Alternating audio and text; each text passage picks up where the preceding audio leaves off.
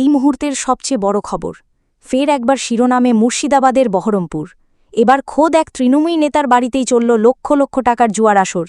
গোপন সূত্রে খবর পেয়ে হানা দিয়ে পুলিশ তৃণমূলের অঞ্চল সভাপতিসহ ৮ জনকে হাতে নাতে গ্রেফতার করেছে। এই ঘটনাকে কেন্দ্র করে ইতিমধ্যেই তোলপাড় শুরু হয়েছে রাজ্য রাজনীতিতে। সোমবার রাত গোটা রাজ্য যখন ২১শে জুলাইয়ের আবহে মগ্ন, ঠিক তখনই বহরমপুরের বানজেটিয়া এলাকায় তৃণমূলের মনীন্দ্রনগর অঞ্চলের সভাপতি বলাই মণ্ডলের বাড়িতে চলল লক্ষ টাকার জুয়ার আসর। গোপন সূত্রে এই খবর পৌঁছায় বহরমপুর থানার পুলিশের কাছে।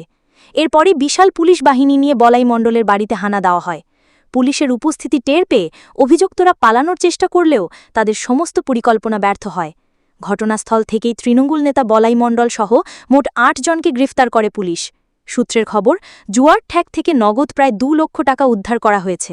ধৃতদের বিরুদ্ধে নির্দিষ্ট ধারায় মামলা রুজু করে ঘটনার তদন্ত শুরু করেছে বহরমপুর থানার পুলিশ। এই ঘটনা প্রকাশ্যে আসতেই তীব্র চাঞ্চল্য ছড়িয়েছে জেলার রাজনৈতিক মহলে।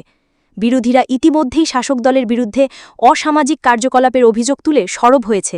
প্রশ্ন উঠছে, যেখানে খোদ শাসক দলের নেতারাই এই ধরনের কার্যকলাপের